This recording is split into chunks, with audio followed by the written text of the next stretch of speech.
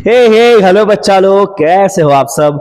मैं निकुंज जरीवाला एक बार फिर से आप सबका स्वागत करता हूं आपके अपने learning platform magnetic science institute पे, जहां पे आपके लिए करवाया जाता है एनसीईआरटी को simplified, point to point, line to line physics और केमिस्ट्री, जो आपको काम में आता है बोर्ड एग्जाम, नीट एग्जाम और जेईई एग्जाम में, क्योंकि कंसेप्ट सर्वोपरि है। और साथ में हर एक लेक्चर के बाद इस लेक्चर के नोट्स आपको दिए जाते हैं, जिसका लिंक डिस्क्रिप्शन में दिया है। तो बहुत नॉमिनल प्राइस में पूरे साल आपको फिजिक्स और केमिस्ट्री के नोट्स मिलने वाले हैं।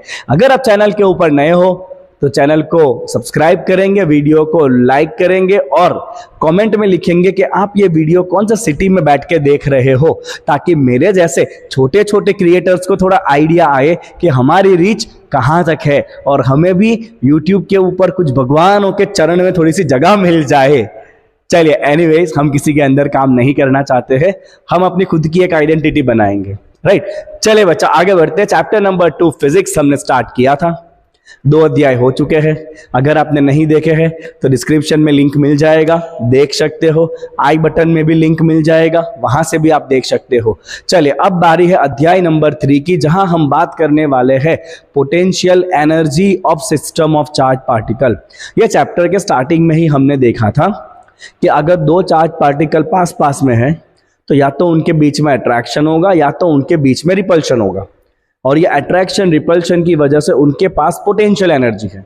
और जैसे ये आप चार्ज को फ्री कर दोगे, वो अट्रैक्शन रिपल्शन की वजह से चार्ज मूव होगा, मतलब उसकी पोटेंशियल एनर्जी काइनेटिक में कन्वर्ट होगी। अब आपको यही फॉर्मूलाज बनाने हैं। ओके, देखिए, तो सबसे पहला है potential energy of system of charges. बच्चा, पहले बात करते हैं potential energy of system of 2 charges. System of 2 charges, right. Suppose बच्चा, यहां पर एक चार्ज है Q1, यहां पर एक चार्ज है Q1, राइट। और सपोज उसके बाजू में एक दूसरा चार्ज है Q2, यहां पर एक चार्ज है Q2, राइट। सपोज दोनों के बीच का डिस्टेंस है R, राइट। तो इस सिस्टम का पोटेंशियल एनर्जी क्या होगा? इस सिस्टम का पोटेंशियल एनर्जी होगा, ये चार्जेस को इस तरह से सेटअप करने के लिए आपने जो वर्क किया है, इस चार्जेस को इस तरह से सेटअप करने के लिए आपने जो वर्क करा है बच्चा, वही क्या है? इस सिस्टम का पोटेंशियल एनर्जी है। तो सबसे पहले तो हम चार्ज Q1 को लेके आएंगे, राइट। तो सपोज ये पहले Q2 नहीं है बेटा, डिटेल में समझो लॉजिक क्या है। ओके, सबसे पहले हम चार्ज Q1 को इंफिनिटी से लेके आएंगे, क्योंकि चार्ज Q1 जब आया तब और कोई नहीं था, तो चार्ज Q1 को आप फ्रीली ला सकते हो। चार्ज Q1 को लाने के लिए कोई वर्क नहीं करना है। So work done to bring charge Q1 is equal to 0। Okay, अब जैसे ही बेटा चार्ज Q1 आ जाएगा, Q1 के आजू बाजू उसका इलेक्ट्रिक फील्ड बनेगा, और फील्ड की वजह से आजू बाजू Q1 का क्या बनेगा बच्चा?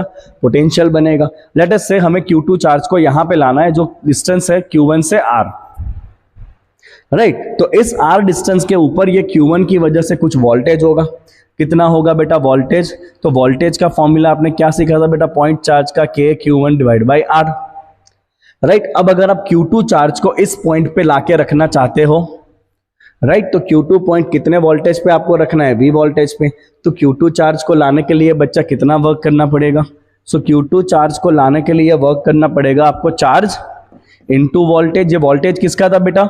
Q1 का था, है कि नहीं? वोल्टेज किसका था बच्चा? Q1 का था, क्योंकि जैसे ही 1 आ जाएगा उसका फील्ड आ जाएगा, उसका वोल्टेज आ जाएगा। और अब अगर किसी और को आपको उधर लाके रखना है तो फिर आपको वर्क करना पड़ेगा। Q1 जब आया तब कोई नहीं था, तो उसको आप फ्रीली ला दिए, बट जब Q2 आ रहा है तो उसके पहले Q1 आके बैठ गया है ना, तो आपको Q1 की परमिशन लेनी पड़ेगी, उसके अगेंस्ट में वर्क करना पड़ेगा। सो बच्चा, टोटल वर्क कितना हुआ? जो टोटल वर्क हुआ है ना, वही क्या है? Potential energy. सो बच्चा, potential energy work done to bring Q1 plus work done to bring Q2, that is equal to, Q1 का तो वर्क 0 था, Q2 का वर्क कितना है बेटा? That is equal to Q2 into voltage of 1। चलो, 1 का कितना वोल्टेज है बच्चा? ये रहा, देखो 1 का वोल्टेज क्या बना है? K Q1 by R। सो बेटा, 2 चार्ज के पोटेंशियल एनर्जी का फॉर्मूला है K Q1 Q2 by R। अब आपको क्या लगता है बेटा, मैं चाहूं तो आपको ये फॉर्मूला डायरेक्ट नहीं बता सकता हूं? बता ही सकता हूं बाकी यूट्यूबर्स की तरह, बट मैं कहता हूं ना, कंसेप्ट सर्वोपरि है। पिछले 2-3 साल में जेईई और नीट में कंसेप्ट के क्वेश्चन बहुत आ रहे हैं, थियरी क्वेश्चन बहुत आ रहे हैं, आपका कंसेप्ट क्लियर होना चाहिए तो आप टिक मार पाओगे उसमें, राइट। चलो सिमिलरली लेट्स से अभी हमारे पास 3 चार्जेस हैं, ठीक है बेटा, अभी अब 3 चार्जेस राइट नाउ। सबसे पहले हम Q1 को लाके रख रहे हैं यहां पर, तो Q1 जब आया तब और तो कोई था नहीं, तो Q1 को लाने का तो वर्क कितना है बच्चा, 0। सपोज हमें Q2 यहां पे लाके रखना है, राइट, ओके। सो ऑलरेडी यहां पे इस V1 की वजह से, Q1 की वजह से वोल्टेज होगा जो कितना होगा, V1 होगा। कितना होगा बेटा, ये वोल्टेज होने वाला है K Q1 divide by, let's say ये जो डिस्टेंस है वो है R12, तो K Q divide by R12। तो अगर आप Q2 को यहां लाके रखना चाहते हो तो आपको वर्क करना पड़ेगा बेटा, Q2 को लाने के लिए कितना वर्क करना पड़ेगा, that is charge Q2 into voltage V1, तो that is going to be V1, यहाँ पे रख दो, ये हो जाएगा आपका K Q1 Q2 divide by R12, ठीक है। अब मान लो हमें Q3 को यहाँ लाके रखना है बेटा, तो अब जब Q3 आएगा तो इस पॉइंट पे Q1 का भी वोल्टेज होगा, इस पॉइंट पे Q2 का भी वोल्टेज होगा, क्योंकि Q1 Q2 दोनों आ चुके हैं, तो अब बच्चा Q1 और Q2 दोनों का ही वोल्टेज होने वाला है, तो यहाँ पे आपका वोल्टेज 1 का भी होगा, राइट, और साथ में 2 का भी होगा। सपोज यहां से ये डिस्टेंस आप ले लेंगे R13 और यहां से आप ये डिस्टेंस को ले लेंगे R23, ये 23 और ये 13, तो Q3 को उधर लाने के लिए कितना वर्क करना पड़ेगा बेटा, तो Q3 के लाने के लिए वर्क करना पड़ेगा Q3 इंटू वोल्टेज, कितना वोल्टेज है वहां पे, V1 इंटू V2, तो ये हो गया Q3 इंटू, चलो V1, 1 का इधर कितना वोल्टेज होगा, K Q1, 1 का डिस्टेंस क्या है R13, 2 का यहाँ पे कितना वोल्टेज होगा K Q2, और 2 का डिस्टेंस कितना है बच्चा R23, राइट। तो 3 को लाने के लिए कितना वर्क करा बेटा आपने, 3 को लाने के लिए आपने वर्क करा K Q1 Q3 R13 plus K Q2 Q3 R23, right. तो टोटल वर्क कितना करा बेटा, टोटल जो वर्क करा वही क्या है, सिस्टम का पोटेंशियल एनर्जी। तो क्या लिखेंगे बेटा यहाँ पे, total potential energy is equal to total work done, सबको प्लस करो, so K Q1 Q2 by R12 plus K Q2 Q3 by R23 plus K Q1 Q3 by R13। तो बच्चा बड़े प्यार से ये हो गया आपका total potential energy of the system. तो इन शॉर्ट बच्चा जितने भी चार्जेस है, जितने भी पैर आपको दिखे, आपको वो सारे पैर के लिए K Q1 Q2 divide by distance को ऐड कर देना है, और एनर्जी जो भी है प्लस माइनस साइन के साथ आपको रखनी है, right. Q1 Q2 positive negative sign के साथ आपको रखना रहेगा फॉर्मूला में, okay. Now see, okay, so the potential energy is characteristic of present state of configuration and not the way the state is achieved, right। तो potential energy सिर्फ depend करता है Q1 Q2 Q3 कहां पर है, Q1 Q2 Q3 वहां पे कैसे आए उससे कोई मतलब नहीं है। तो मान लो बेटा यहाँ पे अगर आपके पास बहुत सारे चार्जेस, सपोज यहाँ पे Q1 है, Q2 है, Q3 है, Q4 है, राइट, ओके। तो आप इस सिस्टम का एनर्जी कैसे फाइंड करोगे, वेरी सिंपल, सारे पेयर कंसीडर करेंगे, ओके। लेट्स से यहां से ये डिस्टेंस है R12, यहां से ये डिस्टेंस है R13 और यहां से ये डिस्टेंस है R14। तो पहले कौन कौन सी पेयर बनेगी पोटेंशियल एनर्जी में, K Q1 Q2 by R12, फिर पेयर बनेगी K Q1 Q3 by R13, फिर पेयर बनेगी K Q1 Q4 bye R14, right. अब 2 और 3 की पेयर ले लो, 2 और 4 की पेयर ले लो, सपोज ये डिस्टेंस है R23 और ये डिस्टेंस है R, मैं इसको थोड़ा ऊपर लिख देता हूं R13 को, राइट। सपोज ये है आपका R24, तो 2 3 का भी एनर्जी बनेगा, क्या एनर्जी बनेगा, K Q2 Q3 divide by R23, और 2 4 का भी बनेगा K Q2 Q4 divide by R24। एक आखिरी पेयर बच गई बेटा, कौन सी पेयर, ये 3 4 वाली पेयर, राइट। सपोज ये डिस्टेंस है आपका R34, तो 3 4 की वजह से कितना एनर्जी होगा बच्चा, ये एनर्जी होने वाला है K Q3 Q4 divide by R34, right. तो इस तरह से आप सारे पेयर को कंसिडर करके टोटल एनर्जी फाइंड कर सकते हो, और टोटल एनर्जी सिर्फ डिपेंड करता है प्रेजेंट स्टेट ऑफ कॉन्फ़िगरेशन के ऊपर। आई बात समझ में आपको इतनी, ओके बच्चा। चलो आगे देखते हैं, एक एग्जांपल दिया है, इस एग्जांपल में आपके पास 4 चार्जेस दिए हुए हैं, अब देख लो, plus Q, minus Q, plus q minus q. और फिर सेंटर में एक चार्ज है, ये सेकंड पार्ट है क्वेश्चन का। तो पहले पार्ट में है find the work required to put together this arrangement.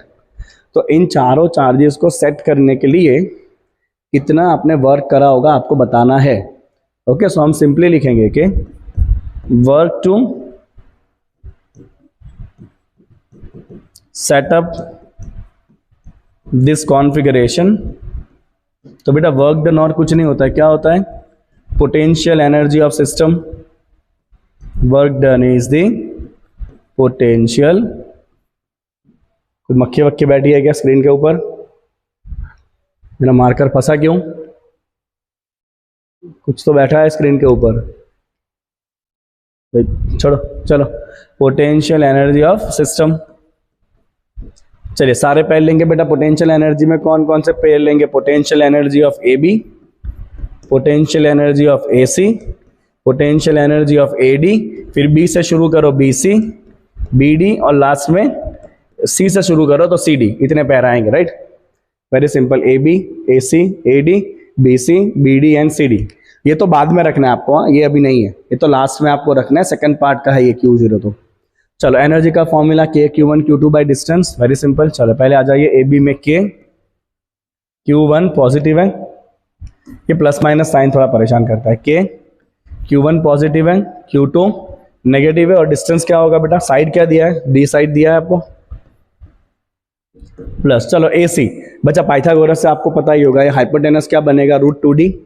चलो ये पेयर का एनर्जी क्या हो जाएगा? That is equal to K, ये भी पॉजिटिव Q, C का भी पॉजिटिव Q, और नीचे डिस्टेंस क्या आएगा पाइथागोरस से? √2D plus. चलो अब ए डी, ए पॉजिटिव है तो K, Q, D नेगेटिव है बेटा माइनस Q, और ये डिस्टेंस क्या होगा ए डी का? D again. चलिए अब बी सी वाली पेयर, तो माइनस एन प्लस, सो K minus Q plus Q, और ये डिस्टेंस क्या होगा? बी सी का डिस्टेंस हो जाएगा D। चलिए अब आ जाइए बी डी, वापस हाइपोटेनस आया, √2D करेंगे, ठीक है बेटा। K Q कैसा है? ये माइनस Q, सामने भी क्या है? माइनस Q, डिवाइड बाई क्या करेंगे यहाँ पे? √2D। लास्ट पेयर बच गया सी डी वाला पेयर, ये वाला पेयर, एक पॉजिटिव एक नेगेटिव, सो K एक नेगेटिव एक पॉजिटिव, पॉजिटिव को ब्रैकेट में नहीं रखना, ऐसे ही रख दो पॉजिटिव को, और डिस्टेंस क्या है यहाँ पे? D। डिस्टेंस क्या है बच्चा? D है ना, है कि नहीं? आप देखो सिंपल, मैं आपको एक बात बताता हूँ, यूट्यूब के जितने भी अच्छे अच्छे चैनल्स है ना, उनके वीडियोस की क्वालिटी और मेरे वीडियोस की क्वालिटी ऑलमोस्ट सेम। मेरा तो सेटअप बहुत सस्ता है, एक फोकस यहाँ पे, एक फोकस यहाँ पे, उधर पीछे एक पंखा, हो गया अपना काम, और मोबाइल में रिकॉर्डिंग OnePlus 10T चल रहा है, काम चलने दो। चलो सब में से क्या कॉमन निकल जाएगा बच्चा? K Q² बाई D सब में है। देखो इधर आएगा -1, इधर आएगा 1/√2, इधर वापस आएगा -1, इधर वापस आएगा -1, इधर आएगा माइनस माइनस प्लस हो जाएगा, बचेगा नीचे 1/√2, और इधर वापस आएगा -1। ये हो गया आपके पास -4 इन टोटल। क्या हो गया बच्चा? -4, और ये 1/√2 प्लस 1/√2 दैट इज 2/√2, और क्या है साथ में? -4। 2/√2 कट करेंगे, ऊपर क्या बचेगा आपका? √2। सो बेटा वर्क डन आ गया आपके पास K Q² बाई D √2 - 4। ठीक है बच्चा, तो इतना करना है आपको वर्क डन, अगर आप ये सिस्टम को सेटअप करना चाहते हो तो। अब और क्या पूछा है? एक चार्ज है Q0 which is brought to the centre of the square. एक Q0 को आपको सेंटर पे लाना है। The 4 charges being held fix, charges आजू बाजू वाले फिक्स रखने हैं, तो एक्स्ट्रा इसको लाने के लिए कितना वर्क करना पड़ेगा बेटा? तो देखो बड़ी सिंपल सी बात है, ये जब यहाँ पे आएगा, ये जब यहाँ पे आएगा, तब ऑलरेडी इन चारों की वजह से इधर कुछ ना कुछ वोल्टेज होगा, और वो वोल्टेज पे अगर आप ये चार्ज को रखना चाहते हो तो आपको कितना वर्क करना पड़ेगा? Q0 इंटू सेंटर का वोल्टेज। अब देखो सेंटर का वोल्टेज 0 हो जाएगा, कैसे? क्योंकि इसका वोल्टेज पॉजिटिव होगा तो इसका वोल्टेज नेगेटिव होगा, कैंसिल हो जाएगा। Voltage is a scalar quantity, direct add minus कर सकते हो आप। सिमिलरली इसका वोल्टेज नेगेटिव होगा, इसका वोल्टेज पॉजिटिव होगा, तो वोल्टेज तो सेंटर में क्या हो जाएगा? 0। तो अगर यहाँ पे वोल्टेज 0 है तो वर्क डन भी कितना आएगा? 0 आएगा। आई बात समझ में? सो हम यहाँ पे लिखेंगे कि second part, work to bring Q0 at centre, work to bring Q0 at centre E। तो हम सिंपली लिखेंगे work equal to charge into voltage at centre, but हम लिख सकते हैं यहाँ पे बड़ी सिंपल सी बेटा, due to symmetry of charges around centre पे बच्चा वोल्टेज क्या हो जाएगा, 0। तो वो जो एक्स्ट्रा वर्क डन है वो भी क्या हो जाएगा, 0 हो जाएगा। समझ आई बात आपको बच्चा? Is that clear? आगे बढ़े यार, थोड़ा सपोर्ट चाहिए आपका, थोड़ी पॉजिटिव वाइब धीरे धीरे कम हो रही है। अब व्यूज बहुत कम आ रहे हैं, इतना क्वालिटी कंटेंट, इतना दिल से कंटेंट देने के बाद भी दुख होता है थोड़ा सा। श्री कृष्ण के वचन याद तो है, फॉलो भी कर रहे हैं, but there is always a threshold of everything. Support a bit. चलिए, now let's see potential energy in an external field. अब बच्चा पहले से अगर एक्सटर्नल फील्ड है तो उसमें पोटेंशियल एनर्जी क्या होगी? अभी जो आगे आपने क्वेश्चन करा ना, उसमें एक्सटर्नल फील्ड कोई नहीं था, अब बारी बारी से चार्जेस को लेके आए थे। अब अगर मान लो बच्चा कि पहले से ही कोई इलेक्ट्रिक फील्ड है, अब ये इलेक्ट्रिक फील्ड का रीजन क्या है उससे हमें कोई मतलब नहीं है, ठीक है? तो बच्चा अगर पहले से ही कोई इलेक्ट्रिक फील्ड आपको दिया हुआ है क्वेश्चन में, तो फील्ड तभी आता है जब अलग अलग पॉइंट के ऊपर कुछ ना कुछ वोल्टेज हो, क्योंकि फील्ड हमेशा कहाँ होता है, from high voltage to low voltage, right? मतलब ऑलरेडी इस रीजन में हर एक पॉइंट के ऊपर कुछ ना कुछ वोल्टेज है। ऑलरेडी इस रीजन में हर एक पॉइंट के ऊपर फील्ड की वजह से बच्चा कुछ ना कुछ वोल्टेज पहले से है। तो सपोज मान लेते हैं बच्चा कि इस पॉइंट के ऊपर ऑलरेडी वोल्टेज है VR, ऑलरेडी वोल्टेज है VR। ये VR किसकी वजह से वोल्टेज है? ये एक्सटर्नल फील्ड की वजह से। और अब यहां पे अगर एक Q चार्ज को लाना चाहते हो तो आपको ऑब्वियसली वर्क करना पड़ेगा, बिकॉज इस पॉइंट के ऊपर वोल्टेज है, राइट? ओके, जो आपने वर्क करा, कितना वर्क करोगे बेटा आप? Q इंटू V, तो उतना ही यहाँ पे एनर्जी के फॉर्म में स्टोर हो जाएगा, W equal to Q into V, right? तो बच्चा ये और कुछ नहीं है, देखो VR क्या है? VR is the external potential due to the electric field at point R। आई बात समझ में? सो अगर पहले से ही फील्ड है ना, तो पहला चार्ज लाने के लिए भी आपको वर्क करना पड़ेगा। आगे में पहला चार्ज हम ऐसे ही लेके आ गए थे क्योंकि फील्ड था ही नहीं, बट यहां पे फील्ड है तो पहले चार्ज को लाने के लिए भी आपको वर्क करना पड़ेगा, which is Q into V। अब अगर इसमें बेटा दो चार्जेस लेके आने हैं तो क्या होगा? सपोज ये आपका यूनिफॉर्म फील्ड है, ठीक है? अब बच्चा बड़े ध्यान से समझना, ये मस्त टॉपिक है। सपोज मुझे इन दो पॉइंट के ऊपर ना दो चार्जेस को मुझे रखना है, ठीक है? और इस पॉइंट के ऊपर ऑलरेडी ये जो इलेक्ट्रिक फील्ड है उसकी वजह से वोल्टेज है सपोज VR1 ले लो, और इस पॉइंट के ऊपर फील्ड की वजह से वोल्टेज ऑलरेडी है VR2। ये दोनों वोल्टेज किसकी वजह से है? फील्ड की वजह से है। अब सबसे पहले जब मैं यहाँ पे बच्चा Q1 को रखूंगा, तो Q1 को लाने के लिए मुझे कितना वर्क करना पड़ेगा? तो Q1 को मैं जहां लेके आ रहा हूं वहां पे क्या वोल्टेज है? VR1। किसकी वजह से? एक्सटर्नल फील्ड की वजह से। तो Q1 को लाने के लिए कितना वर्क करना पड़ेगा आपको? Q1 into VR1। अब देखो बेटा, जैसे ही ये Q1 आ जाएगा ना, तो Q1 की वजह से भी यहां पे वोल्टेज बनेगा। एक्सटर्नल फील्ड का वोल्टेज तो पहले से है, बट जब Q1 आया तो Q1 का भी वोल्टेज यहां बनेगा। आई बात समझ में? तो लेट अस से यहां से इसका डिस्टेंस है R12, और अब इधर अगर आपने Q2 लाके रखा, तो Q2 को रखने के लिए आपको कितना वर्क करना पड़ेगा बेटा? आपको वर्क करना पड़ेगा Q2 इंटू, अब यहाँ पे फील्ड का वोल्टेज तो है ही, साथ में ये Q1 का वोल्टेज भी ऐड हो जाएगा बच्चा। तो आपको टोटल दोनों वोल्टेज के सामने वर्क करना पड़ेगा, फील्ड का वोल्टेज और ये Q1 का वोल्टेज, ठीक है बेटा? फील्ड का वोल्टेज आपको क्वेश्चन में दिया होता है, और Q1 का वोल्टेज आपको बड़े अच्छे से पता है। Q2 अंदर मल्टीप्लाई कर लो। Q1 का वोल्टेज क्या होता है बेटा? KQ1 divide by R12, voltage of point charge. Q1 का इधर कितना वोल्टेज होगा? KQ1 by R12, KQ by distance, right? So देखो टोटल एनर्जी क्या हो गया बेटा सिस्टम का? तो Q1 के लिए एनर्जी कितना हो जाएगा? Q1 into VR1। Q2 के लिए total energy Q2 into VR2 plus KQ1 Q2 divide by R12। अब बेटा अगर यहाँ पे एक तीसरा चार्ज भी आएगा तो आप बताओ कितना आपका आंसर बनेगा? तो अगर एक तीसरा चार्ज भी यहाँ पे आएगा तो वो जिस पॉइंट पे आएगा वहां पे ऑलरेडी वोल्टेज होगा V3, और उस पॉइंट पे आपको इन दोनों का वोल्टेज भी लेना पड़ेगा। तो इस तरह से आपको टर्म्स प्लस करते जाने हैं। सो पोटेंशियल एनर्जी का बड़ा सिंपल सा मतलब है बेटा, जितना आपको वर्क करना पड़ेगा वो कॉन्फ़िगरेशन को सेट करने के लिए, that is your potential energy. Understood. चलिए बेटा, अब इससे ना एक बहुत इंपॉर्टेंट क्वेश्चन करते हैं। ये एक one of the very important question है। हाँ, टेक्स्ट बुक के अंदर ना इसको भगा भगा के दे दिया हुआ है, इतना डिटेल सॉल्व नहीं करा टेक्स्ट बुक में इसमें, बट हम आपके लिए डिटेल सॉल्व करेंगे।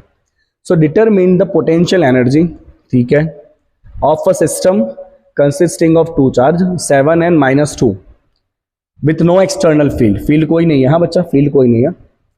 प्लेस दैट -9 एंड दूसरा है +9 के ऊपर। ध्यान से देखना।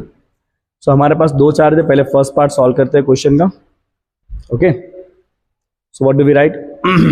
तो फर्स्ट पार्ट में हम लिखेंगे हमारे पास Q1 कितना दिया है बच्चा? 7 माइक्रो। देखो मैं राइट ही हूं ना, तो इसलिए मैं बोर्ड के बाहर चले जाता हूं, है ना, क्योंकि मेरा इंटेंशन है कि आपको बोर्ड बहुत क्लियरली दिखना चाहिए और साथ में मेरी मधुर आवाज आपको पास आती रहनी चाहिए। और क्या ही चाहिए पढ़ने के लिए। चलो R1 कहाँ रखा है आपने? देखो तो इसको रखा है आपने -900 के ऊपर, तो ये है -900 बच्चा सेंटीमीटर है। हाँ, ओके। चलिए Q2 कहाँ पर है बच्चा आपका? Q2 चार्ज का वैल्यू कितना है? -2 माइक्रोकूलम, है ना। और ये Q2 चार्ज कहां पे रखा है आपने? +9 पे रखा है, वो रहा देखो। सो उसका पोजीशन वेक्टर R2 क्या है बेटा? +900 सेंटीमीटर। ओके, इतना समझ आई बात आपको? चलिए बहुत बढ़िया। अब इस सिस्टम का पोटेंशियल एनर्जी फाइंड कर लेते हैं। So we know the formula for the potential energy of two charges. External field तो अभी कोई है नहीं, तो पोटेंशियल एनर्जी होता है बच्चा K, Q1 Q2 divide by दोनों के बीच का डिस्टेंस। K का वैल्यू 9 × 10⁻⁹, Q1 है 7 × 10⁻⁻6, Q2 है -2 × 10⁻⁻6। बच्चा दोनों चार्ज के बीच का डिस्टेंस क्या होगा बताओ तो एक चार्ज है आपका, बताता हूँ। हाँ, मैं सीधा लाइन बनना यार, मेरे बच्चों को दिखेगा नहीं यार, सीधा लाइन कर। अभी भी नहीं है ना सीधा, तो चलेगा। चलो तो देखो, एक चार्ज है -9 के ऊपर, एक चार्ज है +9 के ऊपर, तो डिस्टेंस क्या हो गया? -9 से +9 कितना होता है? 18 सेंटीमीटर। तो बच्चा यहां से आपका डिस्टेंस हो जाएगा 18 centimetre, that is 18 × 10⁻⁻2 metre. Will put it here, 18 × 10⁻⁻2 metre. 9 2s are 18 cancel, check the 10 power कितना होगा बच्चा आपका? ये हो गया -12 और ये हो जाएगा +11। -12 + 11 10⁻⁻1 बचेगा, बचा है 7 × 10⁻⁻1। 7 × 10⁻⁻1 मतलब -0.7 जूल। तो सिस्टम का पोटेंशियल एनर्जी होगा नेगेटिव में 0.7 joule. That's the first answer. Second पूछा, how much work is required to separate the two charges. तो जितना पोटेंशियल एनर्जी नेगेटिव है, नेगेटिव एनर्जी ने उनको बांध के रखा है, उतना ही पॉजिटिव एनर्जी दे दो, एनर्जी 0 हो जाएगा, दोनों एक दूसरे से बिछड़ जाएंगे, अलग हो जाएंगे। Okay, so work done to separate them, work done to separate them. ठीक है बच्चा, सो वर्क डन कितना करना पड़ेगा आपको? U को आपको अपोजिट साइन के साथ देना पड़ेगा। U का वैल्यू है -0.7, तो आपको देना पड़ेगा +0.7 joule. Now third is very important part. अब थर्ड में क्या है बेटा? देखो क्वेश्चन में, suppose that the same system of charges is now placed in external field. अभी एक्सटर्नल फील्ड भी आ गया, ये वाला केस बच्चा, कि ऑलरेडी एक्सटर्नल फील्ड भी दिया है, तो एनर्जी क्या होगा? तो एक्सटर्नल फील्ड की वजह से क्या एनर्जी होता है आप देख सकते हो, ये रहा आपको Q × V। तो पहले जो आपको बच्चा फील्ड का फॉर्मूला दिया है ना, उधर से आपको वोल्टेज निकालना पड़ेगा, right. Okay, what would be the electrostatic energy of this configuration? तो मैं सबसे पहले लिखूंगा इन एक्सटर्नल फील्ड, ये वेरी इंपॉर्टेंट पार्ट, इन एक्सटर्नल फील्ड। फील्ड आपको दिया है बच्चा A/R²। ठीक है, तो अब आपको क्या करना पड़ेगा? सबसे पहले तो आपको ना फील्ड पर से वोल्टेज का फॉर्मूला लाना पड़ेगा। कैसे लाएंगे देखिए ध्यान से। सो हमने फील्ड और वोल्टेज का रिलेशन देखा था बच्चा, E हमने देखा था -dV/dr लास्ट क्लास में। तो यहां से बच्चा आपका dV हो जाता है -E/dr, और फिर हम क्या करेंगे? इसको इंटीग्रेट करेंगे तो हमें मिल जाएगा वोल्टेज। मैं वोल्टेज क्यों निकाल रहा हूं? क्योंकि एक्सटर्नल फील्ड में एनर्जी क्या होता है? Q × voltage V। किसका वोल्टेज? ये फील्ड का वोल्टेज। तो इसीलिए पहले आपको ये फील्ड का वोल्टेज निकालना पड़ेगा। अंडरस्टूड? ओके, चलिए।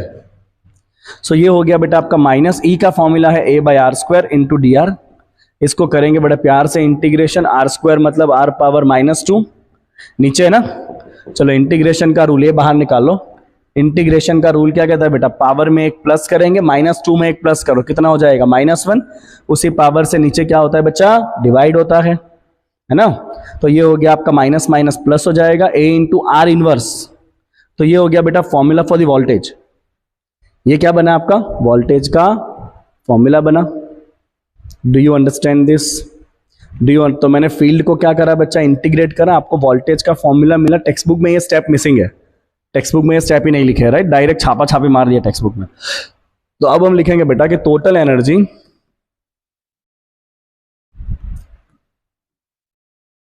ओके तो टोटल एनर्जी क्या होगा बेटा, तो Q1 जो फील्ड में है, Q1 के पास फील्ड की वजह से क्या एनर्जी आएगा, Q1 इंटू VR1। Q2 के पास कितना एनर्जी आएगा, Q2 इंटू VR2। और दोनों की आपस में एनर्जी ऑलरेडी हमारे पास है बच्चा, ये रहा। दोनों का आपस में क्या energy, let's write it U12। तो दोनों के आपस में इंटरएक्शन का एनर्जी ऑलरेडी हमारे पास है, विच इज -0.7, जो हम यहाँ पे जोड़ देंगे। ये एक्सटर्नल फील्ड की वजह से एनर्जी, और ये आपस की एनर्जी जो उनके रिपल्शन एट्रैक्शन हो रहा है उसका एनर्जी। चलो Q1 का वैल्यू क्या था बच्चा, 7 माइक्रो था, राइट। वोल्टेज का फॉर्मूला ये रहा A/R। तो यहां पे क्या लिखेंगे हम, A/R1। Q2 था 2 into -6, that is negative. Q2 क्या था बच्चा, देखो तो Q2 was negative, right, Q2 was negative, okay. And then we have your voltage का फॉर्मूला क्या है, A/R, ये रहा। अब R1 की जगह यहाँ पे क्या डालेंगे हम, R2 डाल देंगे। और ये एनर्जी हमारे पास पहले से है 0.7 जूल माइनस में, राइट, ये ऑलरेडी हमारे पास है, तो उसको वो आगे से उठा के डाल दीजिए। ओके चलिए, A का वैल्यू भी है हमारे पास, कितना दिया है देखो क्वेश्चन में, ये रहा A का value 9 into 10⁵। So will use it here. दोनों में से A कॉमन निकाल लेंगे, A कॉमन आ गया दोनों में से, विच इज 9 इंटू, एक स्टेप लिख देता हूं आपके लिए ताकि नोट्स में आपको प्रॉब्लम ना हो। एक स्टेप बाहर, A बाहर निकाल लिया, 10⁻⁻6 बाहर निकाल लिया। इधर बचा आपका 7/R1, इधर बचा आपके पास -2/R2। Okay, do you understand this. और यहां पे क्या है, साथ में हमारे पास है -0.7। ओके चलिए आगे बढ़ते हैं। ओके चलिए, A का वैल्यू रखेंगे 9 इंटू 10⁵, ये 10⁻⁻6। R1 R2 का सिर्फ आपको वैल्यू रखना है, माइनस साइन के साथ नहीं रखना है, क्योंकि फील्ड आप देखेंगे ना तो A/R² है, मतलब फील्ड सेंटर से दोनों तरफ जा रही है। तो आपको वोल्टेज में खाली क्या लेना है बेटा, वो R1 R2 का वैल्यू लेना है, राइट। ध्यान रहे, माइनस साइन लोगे आंसर नहीं बनेगा आपका। सो R1 है आपके पास 9 सेंटीमीटर, खाली वैल्यू लेना है। और R2 भी क्या है, 9 सेंटीमीटर, क्योंकि फील्ड आपका दोनों तरफ जा रहा है। कैसे पता चला, तो फॉर्मूला A/R² है, इसलिए पता चला हमें, ठीक है। क्योंकि आप अगर R का वैल्यू -1 रखो तो भी सेम आंसर आएगा, R का वैल्यू +1 रखो तो भी सेम आंसर आएगा, क्योंकि नीचे स्क्वायर हो रहा है, मतलब फील्ड दोनों तरफ जा रहा है इक्वली। तो वोल्टेज भी दोनों तरफ आपको मिलेगा इक्वली, तो इसीलिए आपको खाली वोल्टेज का वैल्यू रखना है 9 सेंटीमीटर, राइट, वोल्टेज में। ओके तो ये हो गया 7/9 सेंटीमीटर, और ये 2/9 सेंटीमीटर, माइनस ये है 0.7। चलो ये हो गया आपका 9 इंटू 10⁻⁻1, ठीक है बेटा। 7 - 2 ये हो जाएगा आपका 5/9 सेंटी, क्या होता है 10⁻⁻2, समझे। Okay 9 9 cancel. ओके ये 10⁻⁻1 था ना, -6 + 5 दैट इज 10⁻⁻1, 10⁻2 ऊपर आ जाएगा, this is going to be 50, -0.7 बच्चा, तो एक्सटर्नल फील्ड में एनर्जी हो जाएगा 49.2 जूल। क्या एनर्जी हो जाएगा एक्सटर्नल फील्ड में, एक्सटर्नल फील्ड में इस सिस्टम का एनर्जी हो जाएगा 49.3 जूल। चेक कर लीजिए सारे स्टेप कितने अच्छे से हमने लिखे हैं। तो पहले फील्ड था, फील्ड को इंटीग्रेट करके वोल्टेज निकाला, और टोटल एनर्जी फील्ड की वजह से होगा QVR1 QVR2, राइट। और आपस का एनर्जी है Q1 Q2/R, जो हमने पहले से ही फाइंड करके रखा है, जो वैल्यू है -0.7। Do you understand this question everyone. समझ आया हो तो एक लाइक करिए बेटा, और थोड़ा सा मुझे पानी का ब्रेक दीजिए। चलिए वाटर ब्रेक ओवर। अच्छी खासी गर्मी है यहाँ पे, AC अफोर्ड नहीं कर सकते अभी। YouTube से महीने की 4,000 रुपये की इनकम है, 4.1K, उतने में क्या ही AC लगाएंगे, है ना। से AC है हमारे ऑफलाइन क्लास में, हमारे बहुत बच्चे ऑफलाइन क्लास, अगर आप कभी मैं आपको दिखाऊंगा अभी ऑफलाइन क्लास के वीडियोस। ऑफलाइन क्लास हमारे सेंटर में ना एक एक सीट भरे होती है। 12th के क्लास में हमारे पास 92 बच्चे बैठते हैं एक साथ में और जगह ही नहीं होते बिठाने की। कितने एडमिशन तो मना कर चुके हैं। एनीवेज चलिए, आपको क्या ही मतलब ऑफलाइन से, है ना। अब तो मेरे ऑनलाइन वाले बच्चे हैं। सो अब नेक्स्ट टॉपिक है बेटा potential energy of dipole. Dipole का पोटेंशियल एनर्जी और ये डाइपोल का आखिरी थियरी। अपने फर्स्ट चैप्टर में डाइपोल की इलेक्ट्रिक फील्ड करी थी, फिर आपने डाइपोल का टॉर्क करा था। सेकेंड चैप्टर में आपने डाइपोल का पोटेंशियल किया और अब डाइपोल की पोटेंशियल एनर्जी अगर डाइपोल को एक्सटर्नल फील्ड में रखा है तो आपको एक सिंपल बात पता है, जब आपको डाइपोल को एक्सटर्नल फील्ड में आपने रखा है तो एक्सटर्नल फील्ड की वजह से डाइपोल पे लगता है टॉर्क, और वो टॉर्क कोशिश करता है कि डाइपोल को घुमा के फील्ड के कैसे कर दिया जाए, पैरेलल कर दिया जाए।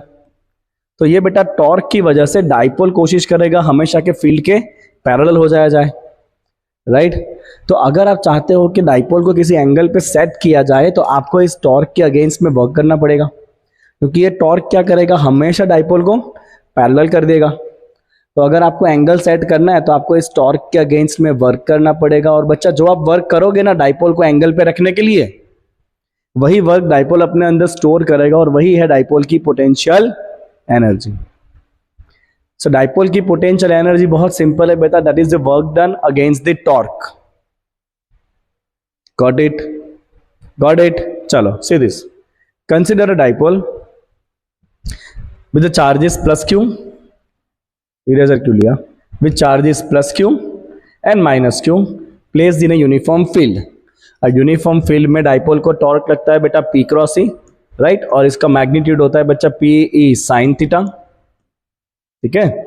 Suppose an external torque is applied in such a manner that it just neutralises this torque, क्योंकि फील्ड का टॉर्क उसको ऐसे घुमा रहा है तो आपको एक्सटर्नल फोर्स, एक्सटर्नल टॉर्क कैसा देना पड़ेगा बच्चा, इसके अपोजिट।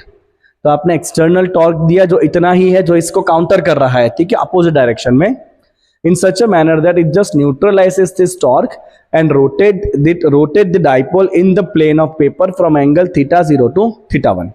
सपोज डाइपोल पहले θ0 एंगल पे था और उधर से हमने टॉर्क के अगेंस्ट में उसको θ1 जितने एंगल पे सेट कर दिया है। ओके, चलिए, विदाउट एनी एक्सेलरेशन। सो कितना वर्क आपको करना पड़ता है बच्चा, आपको फॉर्मूला पता ही है बच्चा। वर्क डन का फॉर्मूला होता है, वर्क डन रोटेशनल मोशन का, लीनियर का होता है फोर्स इनटू डिस्प्लेसमेंट, रोटेशनल का होता है बच्चा टॉर्क इनटू डिस्प्लेसमेंट को लेंगे डी थीटा और इसको करना पड़ेगा इंटीग्रेशन, क्योंकि ये टॉर्क आपका एंगल के साथ चेंज होने वाला है तो आपको इंटीग्रेशन करना पड़ेगा। टॉर्क कांस्टेंट थोड़ी है, वो एंगल के साथ चेंज होगा ना टॉर्क, तो आपको इंटीग्रेट करना पड़ेगा। चलो, टॉर्क का फॉर्मूला क्या है बच्चा, P E sine theta D theta, कहां से कहां घुमाना है आपको, θ0 से θ1। पी कॉमन निकाल लीजिएगा बच्चा, साइन का इंटीग्रेशन होता है माइनस कॉस, कहां से कहां इंटीग्रेट करना है आपको, θ0 से θ1। माइनस साइन को आप बाहर निकाल लेंगे बच्चा, ये हो जाएगा आपका पी, माइनस साइन हमने बाहर निकाल ली, दिख नहीं रही बराबर, अब दिखेगी।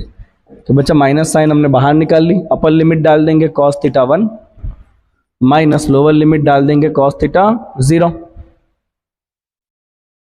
ओके, माइनस वापस अंदर जाने दो तो आपको वर्क, माइनस अंदर जाएगा, θ0 आगे आ जाएगा, θ1 पीछे चला जाएगा बच्चा। तो आपके पास वर्क का फॉर्मूला बना P cos θ0 माइनस cos θ1, ठीक है।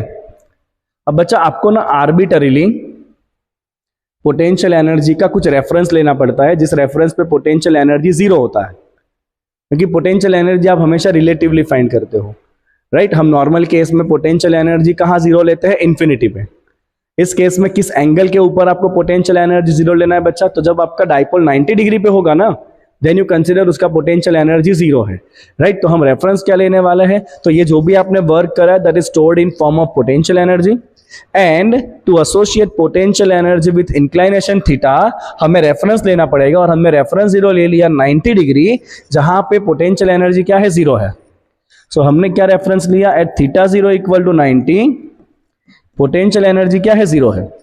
तो अब बचा क्या बेटा आपका, अब आपके पास बच गया कि जो आपने वर्क करा था वही क्या था आपका, change in potential energy, P cos theta 0 minus cos theta 1। अब उसमें थीटा 0 कितना रखना है बेटा 90, और cos 90 क्या होता है 0। तो किसी भी एंगल पे आपका पोटेंशियल एनर्जी क्या हो गया बच्चा माइनस पीई cos थीटा। क्या हो गया बच्चा potential energy minus PE cos theta, क्योंकि हमने ये एंगल 90 रख दिया, cos 90 हो जाता है 0, बचा क्या बच्चा माइनस पीई cos थीटा। तो किसी भी एक एंगल के ऊपर पोटेंशियल एनर्जी होता है डाइपोल का बच्चा माइनस पीई cos थीटा। और अगर आप इसको वेक्टर फॉर्म में लिखो तो बच्चा minus P vector dot E vector, minus P dot E, क्योंकि cos थीटा है ना तो डॉट आएगा, राइट। अब इसके अलग अलग केसेस देखते हैं। सपोज ये आपका इलेक्ट्रिक फील्ड है, बड़ा सा फील्ड ले लेते हैं, ओके।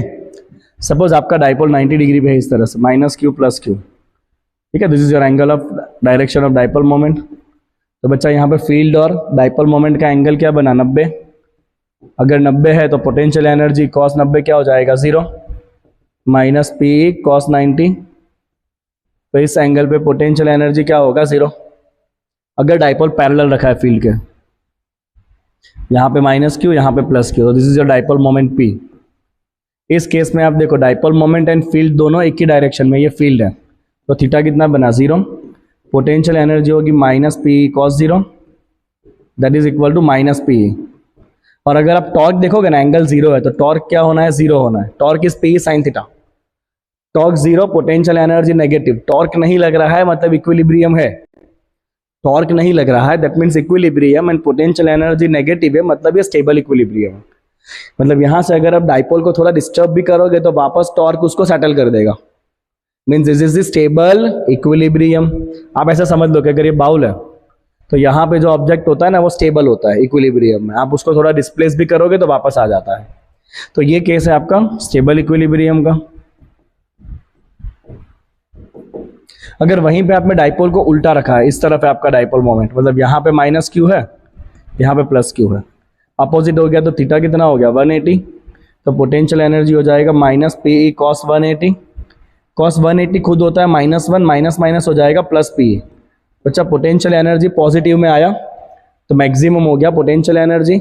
एंगल 180 है तो टॉर्क होगा पी साइन 180, साइन 180 भी 0 ही होता है, तो इधर टॉर्क भी कितना होना है 0 होना है। मतलब इक्विलिब्रियम तो है बट ये इक्विलिब्रियम अनस्टेबल है। मान लो बॉल के ऊपर आपने यहाँ पे अगर कुछ ऑब्जेक्ट रखा है, अब इसको आप थोड़ा सा भी अगर डिस्प्लेस करोगे तो ये गिर जाएगा, वापस नहीं आ पाएगा। तो this is called unstable equilibrium. मतलब यहां से अगर आप डाइपोल को थोड़ा भी डिस्टर्ब करोगे तो टॉर्क उसको पूरा ही घुमा देगा। तो this is the case of unstable equilibrium. यहां से डाइपोल वापस रिटर्न आ जाएगा। यहां अगर आप डाइपोल को थोड़ा भी एंगल दोगे तो फिर डाइपोल पूरा ही घूम के 180 डिग्री घूम के ऐसे हो जाएगा। मेरा पेन गिर गया। Do you understand this everyone? आई बात समझ में सबको, बच्चा लोगों को? ओके सर, देखते हैं नेक्स्ट टॉपिक क्या है। एक क्वेश्चन है, राइट? चलिए, तो this is the last question for this session. अगले सेशन में थोड़ी थियरी डिस्कशन करनी है 20-25 मिनट की, and then we'll start the capacitance. Okay चलो,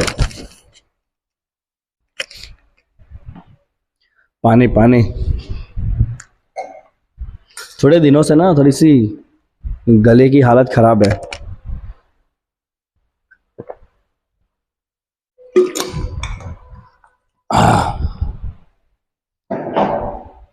चलो बेटा, a molecule of a substance has a permanent dipole moment जिसका मैग्नीट्यूड है 10⁻⁻29 कूलम इंटू मीटर। सो एक मोलेक्यूल का आपको डाइपोल मोमेंट दिया है P। डाइपोल मोमेंट क्या होता है P, 10⁻⁻29 कूलम इंटू मीटर। अब आपने एक mole of this substance is polarised. एक मोल में कितने मोलेक्यूल होते हैं? तो नंबर ऑफ मोलेक्यूल्स है एक mole, means we have 6.022 into 10⁻23 molecules. ये एक मोलेक्यूल की डाइपोल मोमेंट है। ऐसे इतने मोलेक्यूल को हमने पोलराइज करा है by applying a strong field. Field है 10⁻6 वोल्ट पर मीटर, तो फील्ड दिया है बच्चा 10⁻6 वोल्ट पर मीटर, स्ट्रॉन्ग फील्ड है ये। The direction of field is suddenly changed by an angle of 60 degree. So angle theta कितना दिया है बच्चा आपको? 60 degree. Estimate the heat released by the substance in aligning this dipole along the new direction of the field. Right तो बच्चा पहले angle क्या था? पहले आपका एंगल था 0 डिग्री. पहले सारे डाइपोल फील्ड की तरफ ही थे, फिर सडनली आपने फील्ड को चेंज कर दिया. राइट फील्ड को जैसे ही चेंज करोगे सारे डाइपोल को भी अपने आप को फील्ड के डायरेक्शन में लाना पड़ेगा. इसके लिए जो वर्क करेंगे वो सारा हीट के फॉर्म में रिलीज हो जाएगा. राइट मतलब जो पहला एंगल था स्टार्टिंग में वो एंगल क्या था? 0 डिग्री था. अभी वहां से आपने 60 डिग्री सेट किया. सो पहले एंगल था theta 0 is 0 degree and then जो आपने सेट करा theta that is equal to 60 degree. आपको बताना है कितना हीट प्रोड्यूस होगा. तो जितना उसका एनर्जी चेंज होगा उतना उसमें हीट प्रोड्यूस होने वाला है.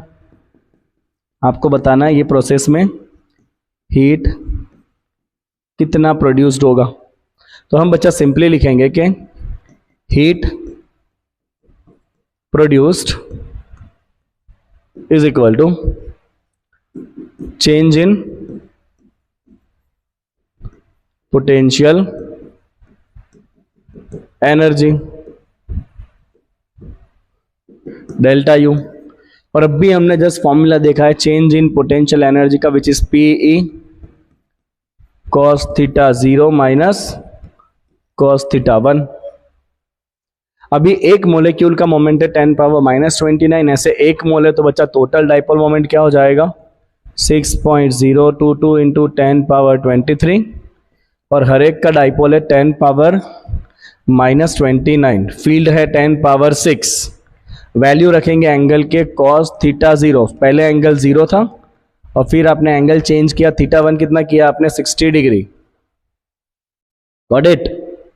तो ये हो जाना है आपके पास कितना हो जाएगा बच्चा? 10 पावर 29 कैंसिल हो जाएगा. It is 6.022. cos theta 0 is 1, cos 60 is 1/2. 1 minus 1/2 is 1/2. 2 से कट कर दो 3.011 जूल. लो बेटा इतना इसके अंदर हीट प्रोड्यूस होगा. जितना पोटेंशियल एनर्जी चेंज हुआ डाइपोल का उतना किस में कन्वर्ट हो जाएगा? हीट में कन्वर्ट हो जाएगा. बिकॉज डाइपोल मूव नहीं कर रहा है तो काइनेटिक एनर्जी नहीं है. तो जो पोटेंशियल एनर्जी इंक्रीज हो रहा है that is because of the heat produced. Understood? आई बात समझ में? राइट तो यहां पे बेटा हमने आज के क्लास में कंप्लीट किया कि अगर चार्ज पार्टिकल को पास पास में रखेंगे पोटेंशियल एनर्जी क्या होगा, फील्ड में रखने से पोटेंशियल एनर्जी क्या होगा, डाइपोल का पोटेंशियल एनर्जी क्या होता है. 2-3 अच्छे न्यूमेरिकल्स हमने सॉल्व करे. अब आपकी बारी बच्चा ये लेक्चर को अच्छे से देखना है, इसके नोट्स लिखने हैं. नोट्स डिस्क्रिप्शन में दिए हैं, वहां जाके आपको डाउनलोड करने हैं नोट्स. राइट कभी भी कहीं भी आप रिवाइज कर सकते हो. बड़े नॉमिनल प्राइस के ऊपर मैं नोट लेके आया हूं जो हर कोई अफोर्ड कर सकता है. लेक्चर्स में सारे आपको फ्री दे रहा हूं. I am not charging anything for the lecture और मैं कभी चार्ज भी नहीं करूंगा लेक्चर के लिए. बट जो नोट्स है उसमें आपको थोड़ा बहुत इस टाइम के अकॉर्डिंगली थोड़ा बहुत आपको पे करना पड़ेगा. चलिए बच्चा अगले लेक्चर में मिलेंगे. इलेक्ट्रोस्टैटिक्स ऑफ कंडक्टर देखेंगे और फिर एक लास्ट लेक्चर करेंगे कैपेसिटर के ऊपर and then we'll have our NCERT exercise. Okay बच्चा चलिए tata bye bye see you. मिलेंगे वापस अगले क्लास में. जुड़े रहिए, पढ़ते रहिए.